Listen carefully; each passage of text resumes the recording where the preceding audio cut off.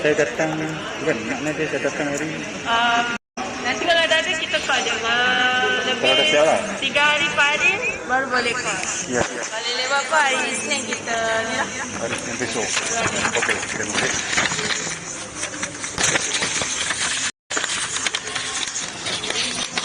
Report tadi.